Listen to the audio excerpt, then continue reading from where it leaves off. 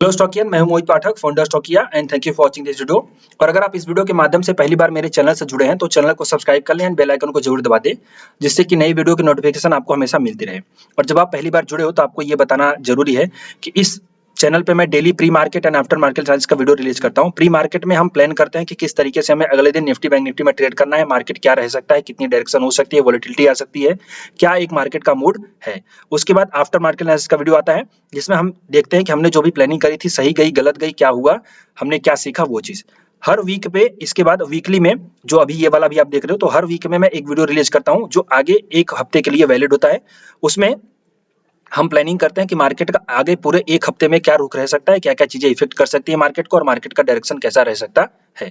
तो आप इन सबको डेली बेसिस पे फॉलो करने के लिए चैनल को ये बेल आइकन जरूर दबा दें, ताकि नए वीडियो की नोटिफिकेशन आपको मिले। प्लस आकर के डेली बेसिस पे चेक करो कि कोई नया वीडियो रिलीज हुआ है कि नहीं। और इसी के साथ साथ मेरे Twitter ID and Telegram channel को जरूर ज्वाइन करें एंड फॉलो करो। इससे बेनिफिट क्या होगा कि मैं लाइव मार्केट में आपको अच्छे अच्छे चार्ट शेयर करता रहता हूं, जो अपॉर्चुनिटी मिलती है उन सब का बेनिफिट आप उठा करके अपना कुछ एक पॉजिटिव आउटकम निकाल सकते हो। या तो फिर आप अगर चाहो तो इसको अपने नॉलेज के बेस पे भी, मतलब नॉलेज को गेन करने के लिए भी ले सकते हो। ओके, तो चैनल को सब्सक्राइब करें एंड इसको ये जो ट्विटर आईडी है, ये सब टेलीग्राम चैनल है, इसको भी फॉलो करें। चलिए अब मैं आता हूं अपने मार्केट के ऊपर कि मार्केट हमारा किस तरीके से रहा और क्या हो सकता था, और क्या हुआ, और प्लस इसके बाद भाई क्या हुआ। सबसे पहली बात तो क्या हुआ और क्यों हुआ, इसके बारे में आते हैं। तो देखिए, हमारा मार्केट तो डाउन था ही, आपको पता है, लेकिन यूएस का मार्केट भी शाम को गिरा। इसके गिरने के पीछे के कारण अगर मैं आपको बताऊं तो देखिए, अमेरिका में जैक्सन हॉल की कॉन्फ्रेंस चल रही है। अब जितने लोगों को नहीं पता है जैक्सन हॉल का कॉन्फ्रेंस क्या है, और मैं आगे चल के यूएस बॉन्ड पे डिस्कस करूंगा, यूएस डॉलर पे डिस्कस करूंगा, क्रूड ऑयल पे डिस्कस करूंगा। तो ये सब जो बेसिक चीजें हैं जो हमारी इकोनॉमी पे और हमारे मार्केट पे असर करती हैं, इनको ये कैसे असर करती हैं, इनका क्या रिलेशन है हमारे मार्केट के साथ, इन सब के ऊपर मैंने एक प्रॉपर बहुत ही अच्छा वीडियो बनाया है। ग्लोबल सेंटीमेंट अगर आप यहाँ पे लिखेंगे चैनल पे आकर के, GLOBLE सॉरी BAL ग्लोबल, अगर आप इस पे लिखेंगे थोड़ा सा, तो ये देखिए क्या होता है ग्लोबल सेंटीमेंट हमारे शेयर बाजार पर असर। इसमें मैंने प्रॉपर अच्छे से समझाया है, तो ये वीडियो जाकर के आप जरूर देखें। ऊपर मैं आई बटन पे भी दे दूंगा। तो अगर आप एकदम से नए हैं तो पहले तो आप यही वाला वीडियो देखिए, ताकि आपको समझ में आए कि ये बॉन्ड का क्या असर पड़ता है और इसको कैसे समझते हैं। और इसके बाद फिर आप ये वाला वीडियो देखिएगा, और इसमें मैंने प्रॉपर समझाया है कि ये सब चीजें कैसे असर करती हैं, इनको आप कैसे अंडरस्टैंड कर सकते हो। आपको एकदम क्लियर कट पिक्चर पता चल जाएगा, वरना जिंदगी भर आप जो है कि वो जो न्यूज वाले बोलते हैं उसको फॉलो करते रह जाएंगे। चलिए, खैर वो भी सही सही बोलते हैं, वो भी बहुत गलत नहीं बोलते। चलिए, तो अब हम आते हैं अपने मार्केट के ऊपर। मार्केट आपका देखिए यहाँ पे सीधे सीधे जो यूएस का है, ये जबरदस्त गिरा। और अगर हम देखें तो डाउ जोन्स में 1000 पॉइंट की फॉल है और नेस्डैक में 538 पॉइंट की फॉल है। और ये फॉल 16 जुलाई के बाद की सबसे बड़ी फॉल है, ऐसा देखते हैं। अब ये क्यों गिरा, इसके गिरने के जो कारण है वो ये है कि जेरोम पावेल जो यूएस के फेड के चेयरमैन है, और जैक्सन हॉल में आकर के लोगों को ऐसी उम्मीद थी कि आकर के कोई अच्छा बयान देंगे, कोई बहुत बुरा बयान नहीं देंगे। ओके, तो अब देखिए ये बहुत पावरफुल है, इनके हिसाब से पूरा मार्केट चलता है, इंडिया का मार्केट, वर्ल्ड का मार्केट हिलता है। ये सब कुछ बोल देंगे तो इसका असर पड़ता है। जैसे हमारे यहाँ पे आरबीआई के गवर्नर साहब शक्तिकांत दास जी हैं, वैसे अमेरिका के फेड के फेड के जो है चेयरमैन आपके जेरोम पावेल साहब हैं, ये समझिए। अब ये इन्होंने आए तो इन्होंने क्या बोला कि इन्होंने कोई पॉजिटिव रिव्यू नहीं दिया, मतलब पॉजिटिव स्पीच नहीं दी, नेगेटिव स्पीच दी, मतलब जिसको कहते हैं कि हॉकिश, मतलब एक तरीके से बुरा भाषण दिया। तो वो चीज सुन करके मार्केट को अच्छा नहीं लगा और वो फिर मार्केट नीचे गिर गया। अब इसको मैंने भी सुना है, तो मैंने अपना क्या अजम्पशन निकाला है मैं आपको आगे डिस्कस करूंगा। ओके, बट हम समझते हैं कि मार्केट गिरने का कारण यही था कि जेरोम पावेल साहब ने कोई अच्छा बयान नहीं दिया है, और उन्होंने ये जताई कि भाई चिंता जताई है कि मार्केट में अभी यूएस की इकोनॉमी सही तरीके से सुधरी नहीं है, इन्फ्लेशन का रेट अभी भी बढ़ा है, और उसको कंट्रोल करने में हमें और ज्यादा मतलब स्टेप्स लेने पड़ेंगे और थोड़ा अग्रेशन दिखाना पड़ेगा। तो ये सब चीजें थी। अब इसको मैं थोड़ा थोड़ा सम अप करके आपको बताऊं, तो इसमें पहला चीज अगर मैं आपको बताना चाहूं तो इसका अगर हम इसके दो भागों में बांटे उनके स्पीच को, पहली अच्छी बातें और फिर बुरी बातें। तो सबसे पहले तो हम डिस्कस कर लेते हैं कि बुरी बातें, फिर अच्छी बातों को बाद में बताते हैं। तो बुरी बातें ये थी कि उन्होंने ये बोला कि जो हमारा फेड रेट है बढ़ा सकता है, मतलब जो फेड है वो रेट बढ़ा सकता है, उसके पीछे के कारण उन्होंने बताए। और रेट कितना बढ़ सकता है, 50 से 75 बेसिस पॉइंट का बढ़ सकता है। और इसके पीछे का जो उन्होंने कारण बताया वो कुछ कारण ये है। पहला कारण कि जो यूएस की इकोनॉमी की ग्रोथ है, जीडीपी ग्रोथ है, वो अभी भी नेगेटिव है और उसमें अभी भी सुधार आने की गुंजाइश नहीं है, और उसको सुधारने के लिए वो लोग करने वाले है, मतलब वो कर सकते हैं। इसके साथ साथ जो महंगाई की यानी इन्फ्लेशन की दर है वो रेट अभी भी हाई है और वो उसको और मतलब देखिए थोड़ी सी नीचे आई थी बट अभी भी उनको लगता है कि ये कंट्रोल में नहीं आई है, ताकि हम उनका टारगेट है 2% के नीचे लाने का। ओके, तो उनको लगता है कि 2% के नीचे हमें लाना है, बट अभी भी वो है इससे ऊपर चले, मतलब उनके टारगेट से ऊपर चल रही है, जो उनके कंट्रोल में होनी चाहिए थी वो कंट्रोल में नहीं है, ये उन्होंने बोला। और इसके साथ साथ ये भी बोला कि अगर महंगाई दर नीचे नहीं जाती है, ये इकोनॉमिक सुधार नहीं होता है, तो हमें ये सब सुधार करने के लिए ओके, ये सब सुधार करने के लिए हमें रेट को बढ़ाना होगा, और जब रेट बढ़ेगा तो इकोनॉमी में सर्कुलेशन कम होगा, पैसा कम आएगा, जिससे आपके हाउस होल्ड मतलब कि जो आम जनता है उनको प्लस बिजनेसेस को असर पड़ सकता है। तो वो चीज उनको उन्होंने ये भी बोला नेगेटिव वहां पे दिक्कत आ सकती है। तो ये जो उनका बयान था कि भाई यूएस की इकोनॉमी अभी अच्छे तरीके से सुधरी नहीं है, अच्छे ट्रैक पर नहीं है जैसा होना चाहिए था, इन्फ्लेशन का रेट अभी भी कंट्रोल में नहीं है और हाउस होल्ड और बिजनेसेस को दिक्कत हो सकती है।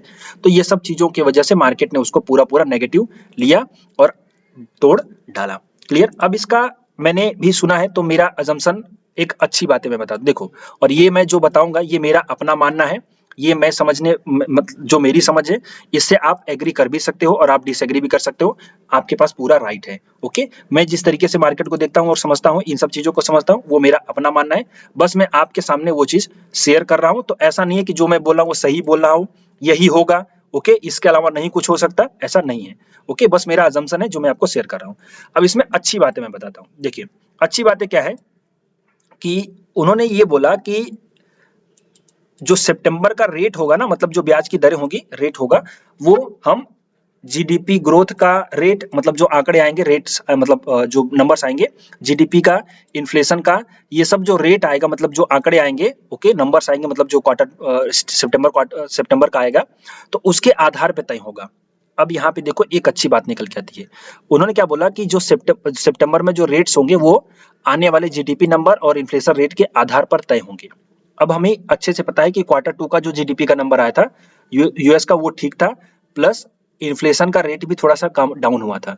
ओके, तो ऐसा हो सकता है, अभी 3 महीने बीत रहे हैं, तो हो सकता है कि ये नंबर ठीक आए, और अगर ये नंबर ठीक आए तो मार्केट उसको पॉजिटिव लेगा, और जेरोम पावेल साहब भले थोड़ा सा अग्रेसर में रहेंगे, क्योंकि उनको तो देखो जो अब ये जो रेट वोट होता है ना, इसका असर तुरंत अगले दिन से नहीं होता। आप पहली चीज को समझो, एक बेसिक है, अगर वो रेट बढ़ाते हैं 75 बेसिस पॉइंट, तो इसका असर अगले दिन से नहीं दिखेगा, इसका असर 4 से 5 महीनों में, 3-4 महीनों में दिखने लगता है, और उसको पूरा पूरा इम्पैक्ट आने में 5 से 6 महीने, 7 महीने लग जाते हैं। मतलब वो जाकर के इकोनॉमी में पूरा असर दिखाने में 4 से 6 महीने, 5 महीने लग जाते हैं। तो वो, और उसको तो मार्केट तुरंत पॉजिटिव ले लेता है, जैसे कि अभी इस चीज को डिस्काउंट कर दिया, मतलब जो नेगेटिव सेंटीमेंट था उसको तुरंत मार्केट ने डिस्काउंट कर दिया, और ये कैसे होता है मैं अभी बताता हूँ। क्लियर? चलिए, तो वो उनका ऐसा मानना था कि जो रेट आएंगे उसके मतलब उन्होंने बोला कि रेट जो आएंगे उसके हिसाब से, जीडीपी के नंबर्स के हिसाब से, आपके इन्फ्लेशन के रेट के हिसाब से हम फिक्स करेंगे क्या प्लान हो सकता है, क्या रेट हो सकता है। तो वो चीज आपको मैंने बताया कि अगर वो सही आए, क्योंकि क्वार्टर 2 में सही आए थे, ठीक आए थे थोड़े से, और अगर वो और सही आ गए तो हो सकता है मार्केट उसको पॉजिटिव ले ले। क्लियर? लेकिन अभी भी जो प्रॉब्लम है वो बरकरार है, और अभी भी उन्होंने बोला कि हम और भी ज्यादा अग्रेशन में आ सकते हैं, और भी ज्यादा जो भी स्टेप मतलब लेने होंगे हम वो लेंगे। चलिए, अब इसके बाद मैं आता हूं अपने मार्केट के ऊपर। भाई अपने मार्केट के ऊपर आने से पहले हम अपने देश की इकोनॉमी को भी तो समझ लें थोड़ा सा। अब देखिए हम जो हैं, हम अभी भी थोड़े से ठीक है, मतलब अगर वर्ल्ड की बात करें तो हमारे जो जीडीपी के नंबर हैं वो, और आप समझो कि यहाँ पे हमारे जो इन्फ्लेशन का रेट है वो सब चीजें अभी भी पूरी दुनिया से सही हैं। और हमारे जो आरबीआई के गवर्नर साहब हैं, उन्होंने अभी कुछ दिनों पहले स्टेटमेंट दिया है, उन्होंने बोला कि हम महंगाई का जो कर्व है, यानी इन्फ्लेशन का जो कर्व है, वो रेट है, सॉरी जो कर्व है, उसको हम टॉप कर चुके हैं और हम नीचे आ रहे हैं। क्लियर? और हम नीचे आ रहे हैं, तो अभी मैं आपको महंगाई का कर्व भी दिखाता हूँ ताकि आपको समझ में आए। तो महंगाई का कर्व अभी नीचे आ रहा है, तो हम थोड़ा सा अभी ठीक है, मतलब उतनी दिक्कत नहीं है, बट आगे चल के देखेंगे क्या हो सकता है ये। तो उन्होंने ये बोला है कि अभी हम महंगाई के जो इन्फ्लेशन कर्व है उसको टॉप बना चुके हैं, और अब हम नेगेटिव की तरफ जा रहे हैं। नेगेटिव मींस की महंगाई घटने की तरफ हम जा रहे हैं और बढ़ रहे हैं। क्लियर?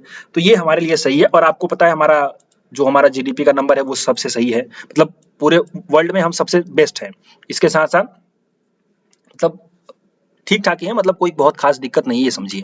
और जो हमारा इन्फ्लेशन का रेट है वो भी कंट्रोल में है, मतलब कंट्रोल नहीं, समझिए कि जो है, मतलब जितनी चिंता होनी चाहिए तो उतनी नहीं है, फिर भी ठीक है। तो मार्केट इसको थोड़ा सा हमारे इंडिया को वैल्यू दे सकता है। मतलब देखो इन्वेस्टर्स को क्या चाहिए होता है, इन्वेस्टर्स को यही सब चीजें अच्छी चाहिए होती हैं, और जहां पे अच्छी मिलेगी वो पैसा वहीं पे आएगा। क्लियर? तो ये आप समझो, तो ये मेरी कुछ अच्छी बात है और मेरा ऐसा अजम्पशन है, और ये सही भी हो सकता है, ये गलत भी हो सकता है।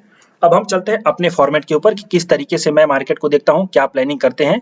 क्लियर? और क्या मेरा जो मानना है वो रह सकता है। बट उसके पहले मैं आपको थोड़ा जो इंपॉर्टेंट चीजें उस पर डिस्कस करता हूं, तो वो आप समझिए। सबसे पहले हम देखते हैं कि मार्केट हमारा, यूएस का मार्केट गिर गया था।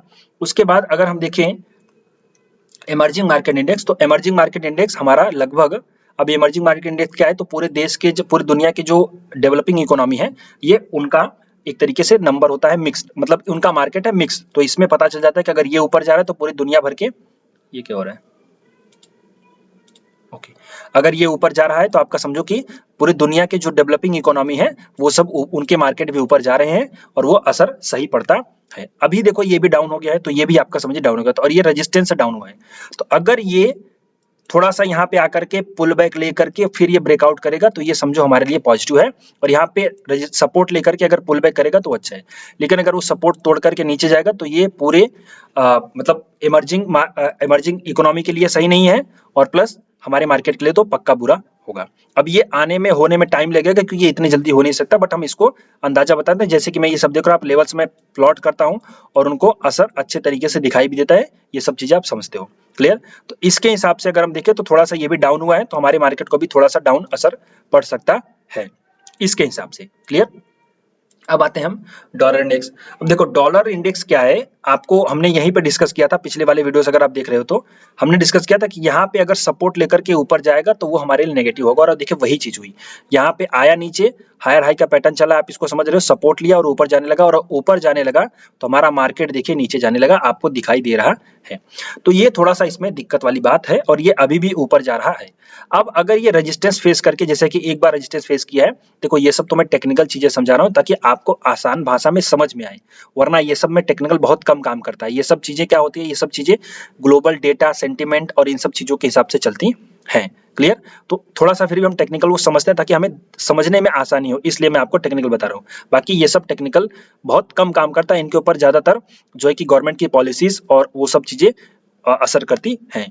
बट फिर भी अगर हम यहाँ पे देखें तो आपका ये जो है यहाँ पे हो सकता है, अगर रेजिस्टेंस लेकर के जैसे कि नीचे आ रहा है और ये थोड़ा सा फिर ऊपर जा रहा है, अगर ये रेजिस्टेंस लेकर के नीचे आएगा तो ये हमारे मार्केट के लिए सही रहेगा। क्यों? क्योंकि अगर डॉलर इंडेक्स गिरेगा तो हमारे मार्केट में मनी का इनफ्लो बढ़ जाएगा, जिससे कि इन्वेस्टर्स नए नए इन्वेस्ट करेंगे, और वो हमारे लिए अच्छा रहेगा, और हमारा मार्केट ऊपर जाएगा। तो ये अभी भी क्या है, अभी भी ये समझो कि यहाँ पे इस रेंज में है, अगर ये ऊपर चला गया तो हमारे लिए खतरा है, और अगर नीचे आ गया तो हमारे लिए अच्छी बात है। उसके बाद हम चलते हैं यूएस के 10 ईयर बॉन्ड यील्ड पे। अब बॉन्ड यील्ड के ऊपर मेरा तो पूरा चार्ट ही बना है, आपको याद है अच्छे से, और मैं इसको तब तक नहीं बिगाड़ूंगा, मतलब चार्ट को हटाऊंगा जब तक ये पूरा मेरा पैटर्न फेल नहीं हो जाता। अब अगर देखें तो पैटर्न फेल होने के हिसाब से हेड एंड शोल्डर का स्टॉप लॉस तो हिट हो गया, लेकिन अभी भी हम इसको ये नहीं माने, क्योंकि ये मैंने बोला कि टेक्निकल, इसमें सिर्फ आप समझने के लिए आसान लगा सकते हो, आप इसको पूरा पूरा टेक्निकल बेस पे जा नहीं सकते। सिर्फ आपको चीजें समझ में आए, कहता ना कि हमें अच्छे से मालूम है जन्नत की हकीकत, गालिब खुश रहने को ख्याल अच्छा है। तो बस वही चीज है कि आप इन सब चार्ट पैटर्न्स को देखो ताकि आपको चीजें समझ में आए। बाकी ये सब चलती नहीं है, मतलब चार्ट पैटर्न्स बहुत कम चलते हैं, बाकी के डेटा चलते हैं, इकोनॉमिक, ग्लोबल और सेंटीमेंट चलता है। तो यहाँ पे अगर हम देखें तो अभी भी जो अगला रेजिस्टेंस हमारे पास ये है, और इसके ऊपर अगर निकल गया, जो कि मुझे बहुत कम उम्मीद है, अभी भी 3.09 का नंबर है, और अगर इसके ऊपर निकल गया तो ये मेरे लिए मतलब हमारे मार्केट के लिए प्लस पूरे दुनिया की मार्केट के लिए सही नहीं है, जो कि अभी मुझे उम्मीद नहीं दिखाई दे रहा। थोड़ा सा नीचे आ रहा है तो ये हो सकता है फिर यहाँ से थोड़ा, तो अगर ये रेजिस्टेंस लेकर के इसी जगह से नीचे आ जाए तो हमारे मार्केट के लिए अच्छा रहेगा, और अगर ये ऊपर निकल गया तो फिर समझिए कि भगवान ही मालिक है। और हम क्रूड ऑयल की बात करें तो क्रूड ऑयल, अब देखिए गल्फ कंट्रीज को हम क्या बोलें, वो सब ही इसके पीछे है, अगर मैं सही तरीके से बोलूं तो। देखिए जब पूरी दुनिया में समस्या उत्पन्न हो रही है, रसिया को लोग गालियां दे रहे हैं, देखो ये मैं अपने कुछ पर्सनल सेंटीमेंट बता रहा हूँ, रसिया की वजह से प्रॉब्लम खड़ी हुई तो उसको सब लोग कोस रहे हैं ना, तो आपको वहां पे पूरे देश, मतलब आपको जाकर के सपोर्ट करना चाहिए। मतलब ऐसा नहीं है कि आप, देखो इंडिया हमारा क्या है, इंडिया हमारा पूरा सपोर्ट कर रहा है ना, श्रीलंका को कर रहा है, बांग्लादेश को कर रहा है, पाकिस्तान को, सॉरी अफगानिस्तान को अभी कुछ कर रहा है, प्लस ये जो हमारी गल्फ कंट्री के साथ रिलेशन है वो भी ठीक है, हमने कुछ ये सब सपोर्ट किया है।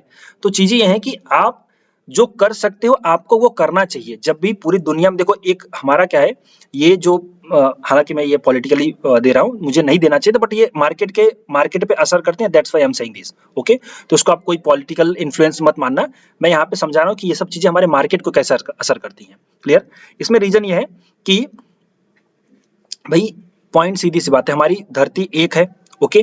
अब धरती एक है तो धरती के अंदर रहने वाले लोग भी सब हैं, तो अगर दिक्कत उत्पन्न होगी तो उसका असर सभी को दिखेगा, समझ गए? उसका असर सभी को दिखेगा। तो जब भी कोई प्रॉब्लम क्रिएट होती है ना, तो आपको अलग से प्रॉब्लम क्रिएट नहीं करनी चाहिए। चीज समझ रहे हो ना? लेट्स से कि अगर कोई प्रॉब्लम क्रिएट हो गई है, तो आप एज ए कंट्री वहां पे आकर के सपोर्ट करना चाहिए, हमारी पूरी दुनिया को सपोर्ट करना चाहिए, आपको अलग से प्रॉब्लम क्रिएट नहीं करना चाहिए। समझ रहे ना? आपको अलग से प्रॉब्लम क्रिएट नहीं करना चाहिए। और ये जो गल्फ कंट्रीज हैं, ये क्रूड ऑयल का प्रोडक्शन रोक करके अलग से प्रॉब्लम क्रिएट कर रही हैं। समझ रहे ना? ये एक अलग से प्रॉब्लम क्रिएट कर रही है, ये मेरा ऐसा मानना है। तो इनको चाहिए कि दुनिया को सपोर्ट करो, अपने जो है कि आप देखो, पूरी दुनिया आप पे निर्भर करती है, आप जो है कि क्रूड ऑयल के प्रोड्यूसर्स हो, तो वहां पे आपको प्रोडक्शन बढ़ाना चाहिए, ताकि कम से कम क्रूड ऑयल तो सस्ता हो। क्रूड ऑयल सस्ता होगा तो सीधी सी बात है, इसका कमोडिटीज पे असर पड़ेगा, कमोडिटीज पे असर पड़ेगा तो पूरी महंगाई डाउन होगी। तो जब आज समस्या महंगाई की ही तो है, तो जब महंगाई डाउन होगी तो इससे असर ये पड़ेगा कि भैया मतलब पूरी दुनिया को रिलीफ मिलेगी। बस ये मेरा मानना है। तो आपको वहां पे सपोर्ट करना चाहिए, ना कि आपको वो कहते हैं ना, जो शादी में फूफा होते हैं रूठ जाते हैं, तो फूफा की तरह रूठना नहीं चाहिए, आपको भी सपोर्ट करना चाहिए, जो कि मुझे नहीं लग रहा कि ये लोग सपोर्ट कर रहे हैं। बट ये देखते हैं क्या हो सकता है। तो देखिए इसका असर क्या होगा कि अगर क्रूड ऑयल बढ़ेगा, तो क्रूड ऑयल बढ़ेगा तो महंगाई बढ़ेगी, मतलब महंगाई बढ़ेगी तो वो हमारे जो आरबीआई के गवर्नर हैं और जो फेड के चेयरमैन हैं, उनको फिर से प्रेशर करेगी कि रेट बढ़ाएं, और जब फिर से रेट बढ़ेगा तो फिर से हमारा मार्केट डाउन होगा। ये समझ लो पूरा रिलेशन। क्लियर? तो अभी हम क्रूड ऑयल को अगर हम बात करें, तो क्रूड ऑयल हमारा यहाँ पे लगभग यहाँ पे है, तो अभी समझे कि ये एक हायर हाई का पैटर्न बना रहा है।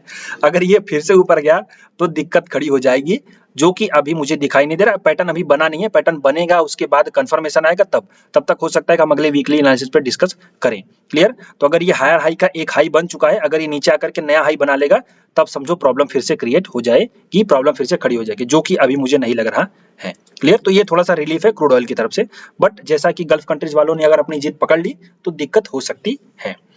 अब अगला हम अपने करेंसी की बात कर लेते हैं। तो हमारी करेंसी जो है अभी 79.92 पे है, और ये रेजिस्टेंस के जोन में है, मतलब अभी यहाँ पे नो डिसाइडिंग जोन पे है। अगर इसके ऊपर निकल गई तो समस्या खड़ी होगी, और अगर नीचे आई तो फिर हमारे लिए थोड़ा सा रिलीफ होगा। और जैसा कि मैंने बोला है कि अगर 78 आ गई तो हमारा मार्केट नया हाई बना देगा, पक्का है। तो अभी आई नहीं है, देखते हैं क्या हो सकता है। चलिए, तो अगर ये अभी भी नो, मतलब ये अनडिसाइडेड जोन में है, अगर इसके ऊपर निकलेगी तो ही सही, बुरा होगा हमारे मार्केट के लिए, इसके ऊपर निकलेगी तो बुरा होगा, और नीचे आएगी तो हमारे मार्केट के लिए सही होगा। अभी ये ऊपर जा रही है, जो कि हमारे मार्केट के लिए नेगेटिव है। क्लियर? ये समझिए। अब हम चलते हैं प्रोड्यूसर्स प्राइस, और ये मतलब ये महंगाई की दर। तो अभी जो आरबीआई के गवर्नर साहब ने कहा ना कि हमने महंगाई दर को टॉप बना दिया, तो ये देखिए ये महंगाई की दर है, और ये टॉप बन गई है। पिछली बार भी बनी थी, उसके बाद ब्रेकआउट दे दिया इसने। यहाँ पे देखिए ब्रेकआउट दे दिया। तो इन सबको चार्ट देख करके ऐसा समझना चाहिए, समझ गए? बाकी ये चीजें तो चलती हैं इसके हिसाब से, बट आप चार्ट देख करके थोड़ी सी अंडरस्टैंडिंग कर सकते हो। तो यहाँ पे आप देखिए इसने टॉप बना दिया है, मतलब महंगाई का टॉप बन गया है। अब महंगाई नीचे जाने की तरफ है, लेकिन अगर फिर से प्रॉब्लम क्रिएट हुई, कुछ रसिया वॉर का, चाइना ताइवान का इशू आया, तो वो फिर जाकर के फिर से ब्रेकआउट दे देगा, और फिर से समस्या खड़ी हो जाएगी, पूरे मार्केट गिरेंगे धड़ाम से। क्लियर? तो आप इसको समझ लीजिए। तो बस ये है आपका अभी यही रिलीफ है। मुझे अभी जो अच्छी उम्मीद लग रही है, जो आरबीआई गवर्नर साहब ने कहा हमारे, उन्होंने कहा कि भाई हम महंगाई को टॉप बना चुके हैं, और यही मुझे अच्छी लग रही है कि चलो ठीक है, कम से कम महंगाई तो डाउन जा रही है, महंगाई डायन नीचे जा रही है। ओके, चलिए अब हम आते हैं अपने थोड़ा यूरोप के मार्केट को देख लेते हैं। तो यूरोप का मार्केट जो है, इसने भी वहां पे जो रेजिस्टेंस मैंने बनाया था, आपको याद होगा पुराने वीडियोस में, वीकली एनालिसिस में, वहां से ये टॉप बना करके नीचे आ रहा है। तो ये नीचे आ रहा है, तो चूंकि भाई देखो पूरा देश मतलब यूएस गिर रहा है, यूरोप गिर रहा है, सब गिर रहे हैं, तो मतलब यूरोप भी गिरेगा, हमारे देश के गिर रहे हैं, तो सब गिर रहे हैं, तो ये भी गिरेगा, ये उनसे अलग नहीं है। तो ये भी नेगेटिव है, तो इसका असर यही है कि भाई हमारे मार्केट अगर नेगेटिव है, पूरी दुनिया के मार्केट नेगेटिव है, तो ये भी मार्केट नेगेटिव जा सकता है। चलिए अब थोड़े से ब्राजील के देख लेते हैं। तो ब्राजील का जो है ना, वो भी हमारी तरह ही काम करता है। अब ब्राजील वाला थोड़ा सा हमें अंडर परफॉर्म कर रहा है, बट फिर भी देखोगे तो ऊपर से नीचे, फिर ऊपर, फिर नीचे। तो अगर ये ब्रेकआउट दे देगा तो अच्छी बात है, मतलब इन लोगों के लिए सही है, हमारे लिए तो खास फर्क नहीं पड़ेगा, बट हम देखते हैं कि और फिर नीचे आ जाएगा, यहाँ से ब्रेकडाउन दे देगा, तो आप समझते हो डबल टॉप का ब्रेकडाउन, तो ये फिर से नीचे जाने को तैयार हो जाएगा, जो कि असर पड़ेगा हमारे मार्केट पे भी दिखेगा। मतलब समझो कि ये डाउन जाएगा तो उसके साथ साथ, चूंकि ये भी इमर्जिंग मार्केट है तो हम भी इमर्जिंग मार्केट है, तो अगर ये नीचे जाएगा तो हमें भी साथ में नीचे आना पड़ेगा, उसके साथ एक रिलेशन बनता है। बहुत ज्यादा इसके ऊपर असर नहीं पड़ेगा, बट हमें एक रेप्लिकेट मिलेगा, मतलब हम भी ऊपर तो ये भी ऊपर, ये भी नीचे तो हम भी नीचे रहते हैं। तो ये सब हो गए ग्लोबल सेंटीमेंट, और इन सबको अच्छे से समझा करो, और मैंने प्रॉपर वीडियो बनाया तो आप देख लो। अब हम चलते अपने चार्ट के ऊपर, और मैं यहाँ पे डेटा लेता हूँ आपका, यहाँ पे अब समझते हैं। अब हम अपने चार्ट को देखिए, बट अपने चार्ट को देखने से पहले मैं आपको एक छोटी सी स्टोरी सुनाना चाहता हूँ, जो कि हमारे साथ कोविड में घटी थी। वो ये है कि जब आपको पता है कि लॉकडाउन अनाउंस होने वाला था, तो सबसे पहले लोगों ने क्या किया, अनाज भर लिए अपने घर में। मैंने खुद किए थे समझ गए। मैं भी सूरत में था, मैंने तुरंत मेरे जो क्लाइंट्स हैं, मतलब उनकी दुकान है ये किराने की, उनको मैंने फोन किया, और अंदर के रास्ते से मैंने सब अपने यहाँ पे इकट्ठा कर लिया। कम से कम 6 से 7 महीने का एक तरीके से ग्रोसरी मैंने इकट्ठा कर ली थी। भाई होता है ना, हमें अपनी फैमिली है उन सबको देखना है, तो ये सब चीजें रहती हैं। तो यहाँ पे वही चीज हुई थी कि जब कोरोना अनाउंस हुआ, लॉकडाउन अनाउंस हुआ, तो हमने क्या किया, हमने अपने घर में अनाज भर लिए। क्या किया, हमने अपने घर में अनाज भर लिए, मतलब हमने सेफ्टी क्रिएट कर ली। समझ रहे हो ना। तो ठीक मार्केट में भी ऐसा होता है। मार्केट में क्या होता है, अभी भी कुछ नेगेटिव है नहीं, नेगेटिव हो सकता है, बात समझ रहे हो ना। अब मैं यहाँ पे आपको थोड़ा सा पॉजिटिव बता रहा हूँ, नेगेटिव हो सकता है, तो नेगेटिव हो सकता है, उसी को उस अंदाजे में मार्केट ने अपने आप को डिस्काउंट कर लिया। यूं समझो, मार्केट ने अपने आप को डिस्काउंट कर लिया। मार्केट सुप्रीम होता है, आप समझ लो। तो मार्केट ने अपने आप को डिस्काउंट कर लिया है। अब ये और भी नीचे जा सकता है, प्लस अगर यहाँ से मतलब थोड़ा सा सपोर्ट लेकर के ऊपर आएगा तो और ऊपर जा सकता है। मैं थोड़ा फ्यूचर का डेटा देखता हूँ। अच्छा, वॉल्यूम गायब है, एक मिनट।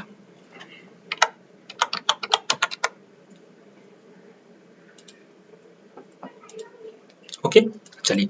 तो यहाँ पे अगर आपका समझो कि मार्केट ने अपने आप को अभी तो डिस्काउंट कर लिया है इस न्यूज की वजह से, लेकिन मतलब कुल मिलाकर के क्या बोलेंगे जेरोम पावेल साहब, क्या नहीं बोलेंगे, उसको देखते हुए अंदेशा लगाया था मार्केट ने, और अपने आप को तुरंत डिस्काउंट कर लिया। जैसे हमने बाकी मई में तो ठीक हो गया था, वहां पे मार्च 2020 पे अनाउंस हुआ था, मई जून तक सब कुछ लगभग नॉर्मल हो गया था। नॉर्मल मींस कि ठीक हो गया था, आप सामान ले सकते थे, ये सब चीजें। तो मार्केट ने भी वही किया। फ्राइडे को उसको लगता था कि क्या बयान देंगे, बयान दे सकते थे, गलत दे सकते थे, सही दे सकते थे, उसको देखते हुए मार्केट ने अपने आप को डिस्काउंट कर लिया।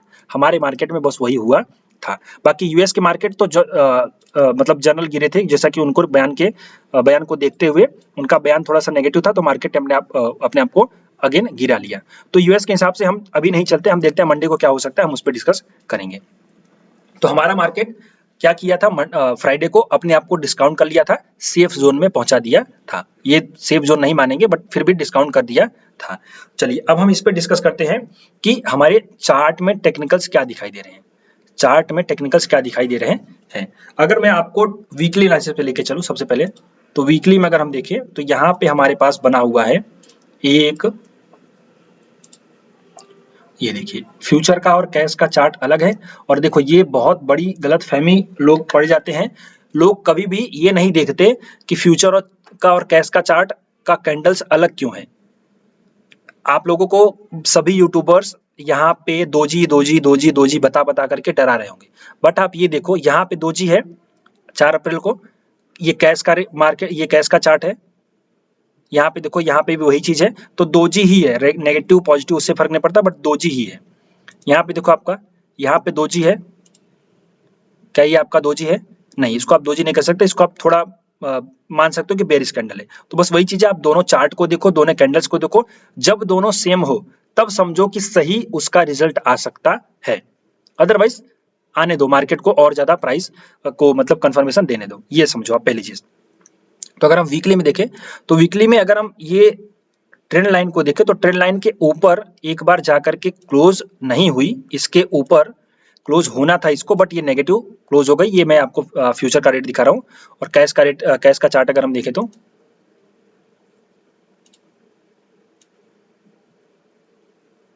ये कैश का चार्ट भी आपका नेगेटिव कैंडल, मतलब रेड कैंडल है, तो रेड कैंडल से हम कंफर्मेशन नहीं लेते, मेरा ऐसा मानना है।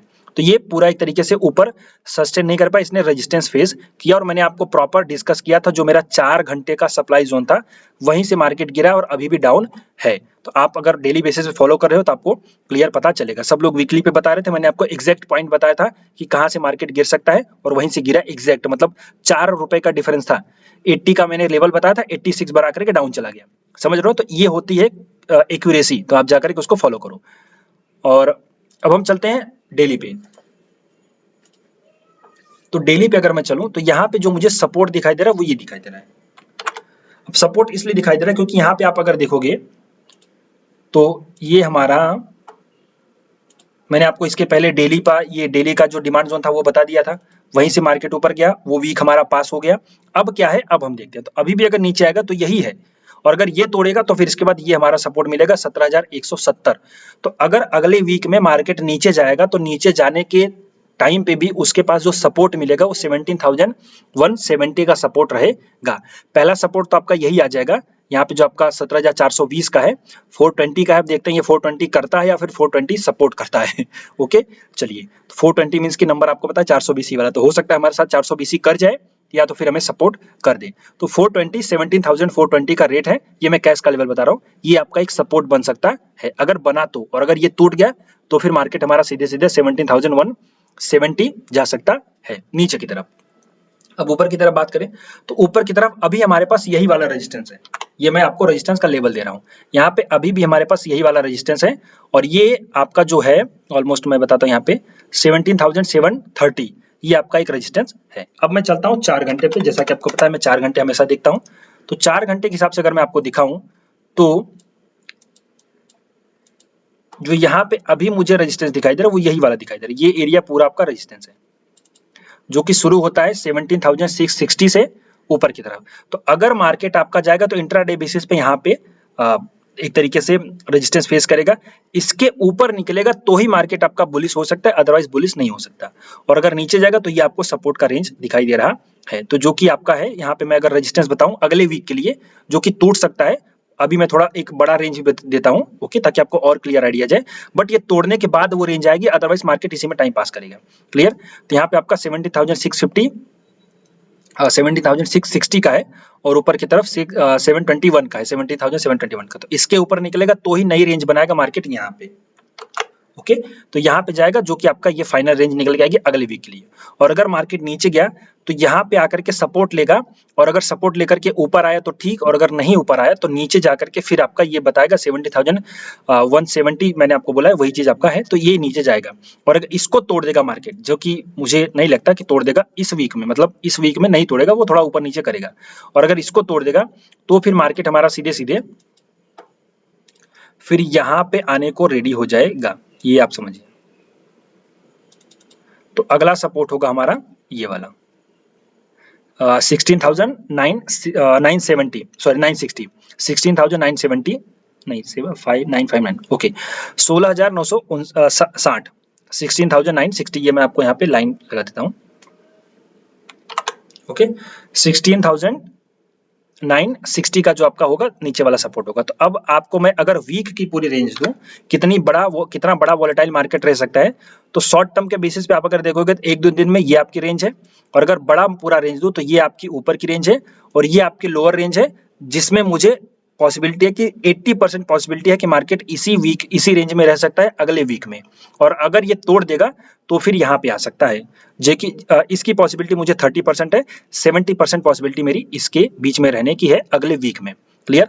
चलिए, ये टूट भी सकता है, मैं जो भी बता रहा हूँ ये सब एजुकेशनल पर्पस के लिए बता रहा हूँ, आपको समझा रहा हूँ, सिखा रहा हूँ, और ये टूट भी सकता है और ये नहीं भी टूट सकता, काम भी कर सकता, नहीं भी काम कर सकता। तो आप इसको इसके बेस पे पूरा लकीर का वो कहते हैं ना, मतलब वो ये मत मान लेना कि बस यही होगा, इसके अलावा कुछ नहीं हो सकता, होने को बहुत कुछ हो सकता है, मैं आपको सिर्फ समझा रहा हूँ। तो अगर मैं रेंज दूं तो ऊपर की तरफ की आपकी रेंज है, यहाँ पे मैं पूरी रेंज दूं तो कितने पॉइंट की रेंज आपको बता रहा हूँ, तो मार्केट हमारा लगभग 840 यानी 800 से 900 पॉइंट की रेंज में अगले वीक में मार्केट रह सकता है, ये आप समझ लीजिए। ओके, और बैंक निफ्टी की तो बात यहाँ पे डिस्कस करनी जरूरी नहीं है, बैंक निफ्टी थोड़ी सी बुलिश है, बट हम मार्केट को देखते हैं निफ्टी को, तो वो चीजें अच्छी हैं। तो बस यही है। और आप इसमें अब ये बोलोगे सर जी क्या व्यू है, मार्केट खराब हो सकता है, मार्केट नीचे, देखिए मार्केट अभी भी कहाँ पे है, पहली चीज तो हम डेटा पे डिस्कस करते हैं, डेटा पे डिस्कस अभी मैं करने वाला हूँ। और डेटा पे डिस्कस करने से पहले मैं आपको थोड़ा सा ये बताऊंगा कि चार्ट में हमें वीकली में हमें बड़ी रेंज लेनी पड़ती है, ताकि हम एक सही व्यू बना सके किसके बीच में मार्केट रह सकता है, और अभी तक जो हमने प्लानिंग करी थी वो सही जा रही थी। अब हम चलते हैं थोड़ा सा डेटा पे डिस्कस कर लेते हैं।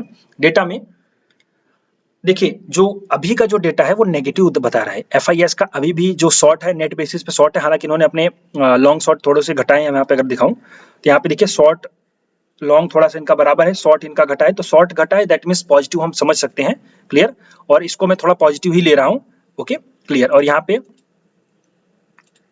पे अभी आपका देखिए कि जो भी नेट बेसिस पे फिर भी ये शॉर्ट है, थोड़ा सा पॉजिटिव है, मतलब इन्होंने अपना शॉर्ट घटा है, थोड़े से पॉजिटिव है उसके बेस पे, ये मैं बता रहा हूँ, लेकिन फिर भी नेट इनका नेगेटिव है। तो मैं इसको पॉजिटिव टू वॉलेटाइल व्यू दे रहा हूँ कि मार्केट आपका पॉजिटिव बायसनेस के साथ वॉलेटाइल रह सकता है। क्लियर, ये डेटा बोल रहा है और ये गलत भी हो सकता है सही भी हो सकता है, बट डिपेंड करता है कि आप इसको किस तरीके से लेते हो।